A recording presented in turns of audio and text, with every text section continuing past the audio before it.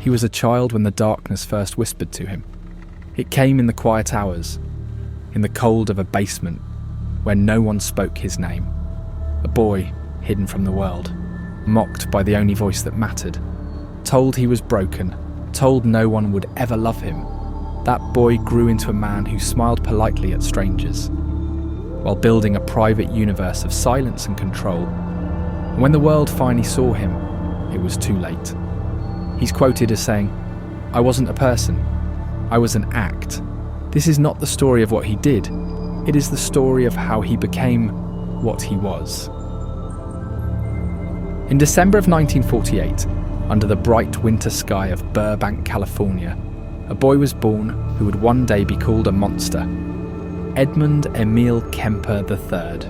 To the outside world, there was nothing remarkable about his arrival. His father, Edmund Jr., was a former US Army soldier, quiet, withdrawn. His mother, Clarnell, was sharp-tongued, volatile, and cruel. They despised each other, and they made sure their children saw it. Even in infancy, Ed was trapped in a war that had nothing to do with him. To quote Kemper, "There's a lot of things that happened to me in my childhood that I just can't forget. It made me something other than human." As Ed grew, so did the battles between his parents. Clarnell mocked Edmund Jr. for being weak. She belittled him in front of the children. And when Edmund Jr. finally left for good, all of Clarnell's venom turned toward her son. She told him he was too much like your father, that no woman will ever love you. She called him ugly, worthless, broken. To a small boy, a mother's words are scripture, and Clarnell wrote his self-image in acid. This is where the cracks began, not with violence, with shame. When Ed was 10, Clarnell declared she was afraid he might harm his sisters. She locked him in the basement at night, a cold concrete cell beneath the living room. He slept next to the furnace, listening to the footsteps of his family above him, like ghosts walking on his grave. Alone down there, he began whispering to imaginary friends. He beheaded his sister's dolls, he buried a cat alive, dug it up, and cut off its head. He later said, "When I buried that cat, I just knew something was wrong with me. I couldn't stop thinking about it." Clinical studies would later call this part of the McDonald triad, a cluster of behaviours linked to future violent offenders. At the time, Ed was just called a problem. At age 14 and desperate to rid herself of him, Clarnell sent Ed to live on his grandparents' ranch in North Fork, California. He dreamed this might be peace. It was not. His grandfather, Edmund I, was old and distant. His grandmother, Maud, was domineering and scornful. Another Clarnell in a different mask. She mocked his size, mocked his silence, forbade him from hunting, one of the few things that had once connected him to his father. And inside Ed, something calcified. He would later admit he fantasized about killing them, not in rage, just to make them stop. On August 27th, 1964, at 15 years old, Ed was in the kitchen with Maud. She was writing at the table, criticizing him again. Quietly, Ed got up, retrieved a rifle from the porch, and shot her in the back of the head, then again in the back. When his grandfather returned from the store, Ed walked outside and shot him too. Kemper later said, "I just wanted it to stop. I wanted silence." That silence would echo for the rest of his life. They sent him to Atascadero State Hospital for the criminally insane. Doctors found his IQ was 136, brilliant, detached, and manipulative. He learned quickly. He memorized psychology textbooks. He administered tests to other inmates. He studied the language of sanity, and he wore it like a mask. Kemper later reported, "I learned how to say what they needed to hear." In 1969, at just 21 years old, Edmund Kemper walked out of Atascadero State Hospital a free man. Doctors declared him rehabilitated. They said the boy who murdered his grandparents had become a model young adult, and they sent him back to the one person who had broken him, back to his mother. Clarnell now worked as an administrative assistant at the University of California, Santa Cruz. She lived alone in a small apartment on campus. And when Ed returned, taller than ever at 6'9", she resumed where she had left off, calling him worthless, mocking his dreams, belittling his masculinity. Kemper, when interviewed, stated, "She would tell me, 'No woman will ever love you.' That stuck. It stuck hard. She forced him to sleep in a tiny room off the kitchen, as if he were an intruder, not a son. And each night, Clarnell's voice dug deeper into the fractures of his mind. During the day, Ed tried to live like everyone else. He enrolled briefly at community college. He worked odd jobs, tinkered with cars, tried to make friends. No one saw him. Students brushed past the giant figure on the sidewalk and forgot him the second they passed. Women looked through him like smoke. Inside, resentment began to pool. Kemper later reported that, "I couldn't relate to anybody. I was too smart, too awkward. And they just laughed."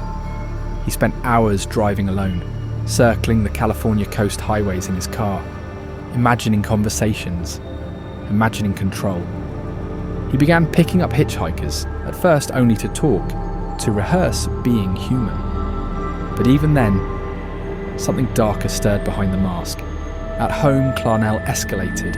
She ridiculed his height, scoffed at his ambition to become a state trooper, told him he was a failure that was destined to be nothing. She drank heavily. She screamed at him for hours, then sulked in silence for days. Ed began recording her voice in his mind, playing it back until it echoed like machinery. It was not just rejection now, it was a full erasure. He built a hidden compartment in his car. He stockpiled knives, rope, plastic bags, not yet for killing, but as if preparing for a ritual he could not yet name. At night he stood in the dark of his room, watching his own reflection in the window, and whispering to it as if it were someone else. By 1972 the mask was cracking. The polite, soft-spoken young man was slipping. He said later he felt like two people sharing one body, one who wanted love and one who wanted to erase the entire world that had rejected him. Kemper said, "It was like watching myself through glass. One side of me screaming, 'Don't do this,' and the other side not even listening." That year he bought a .22 caliber pistol under the guise of target practice. He practiced smiling in the mirror, practiced what he called the friendly act. He was no longer rehearsing life, he was rehearsing death. On May 7th, 1972, the shadow stepped forward. The mask, once so carefully built, slipped, and Edmund Kemper, the lonely boy from the basement, the discarded son, the child who learned to wear a human face, killed again. The world would now bear witness to the monster. But long before the headlines, long before the horror, there was a boy who just wanted the screaming to stop. By mid-1972, Edmund Kemper was no longer just pretending to be normal. He was pretending to be himself. Inside, he described two voices. One, desperate to connect. The other whispering of domination and death. According to Kemper, one side of me was saying, "Just talk to them." The other side was saying, "Kill them. Make them yours forever." Each time he picked up a hitchhiker, the voices grew louder. He called it the little zap, the surge. It wasn't rage, it was compulsion, like a switch being thrown. He said it felt inevitable. Kemper created a world where he alone had power. He cruised the highways at night in his car, perfecting his methods like a craftsman. He constructed rituals of control. How to speak, how to smile, how to hide. During the day, he drank coffee with campus police at UC Santa Cruz, laughing with them while secretly carrying the weight of their missing person bulletins. He didn't want companionship. He wanted possession. And yet, beneath it all, he still longed to be loved. The contradiction was tearing him in half. Clarnell remained the centre of his storm. She mocked him for being jobless. She mocked him for being single. She mocked him for existing. He recorded her voice in his mind until it drowned out all others. Kemper told authorities that she would say, "You're just like your father, weak." I started to believe maybe she was right. In his private logic, the only way to silence her was to silence everyone who reminded him of her. The women he killed were not strangers to him. They were mirrors, shards of his mother's voice scattered across their faces. By early 1973, the mask was gone. He had created a world entirely of his own design, where only he decided who lived and who became silenced. But the high he expected never came. Each act left him emptier, colder, more hollow than before. Kemper said, "It was like eating air. I kept thinking, maybe the next one will fill me, but it never did." The giant who once longed to be seen now feared he no longer existed at all, and so he turned back to the only voice that had ever anchored him, his mother's. On April 20th, 1973, and after years of fantasizing, Edmund Kemper killed Clarnell. He silenced the voice that had shaped him, mocked him, unmade him. Then, with nothing left for him to quiet, Ed Kemper called the police himself. Kemper stated calmly, "I just wanted it to stop. I wanted it all to stop." When they arrived, he was waiting calmly on the phone, as if just requesting a ride. In the end, Edmund Kemper did not run. He did not fight, because he was not trying to escape. There was nowhere left to go. The boy from the basement had finally devoured himself. The world would remember him as an infamous, evil and brutal killer.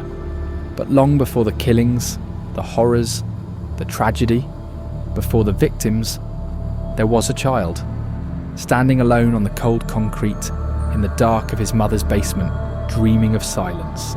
They called him a monster. They called him the co-ed killer. They called him evil. And make no mistake, Ed Kemper was indeed a monster. He brought pain and sorrow to many innocent people, caused fear and chaos, and even decapitated his own mother. But monsters are not born in a single moment. They are assembled, one wound at a time. A mother's cruelty, a father's absence, a child buried alive inside his own mind. Edmund Kemper did not escape the darkness. He became it. And long after his crimes faded from the headlines, his shadow still lingers, quiet and waiting.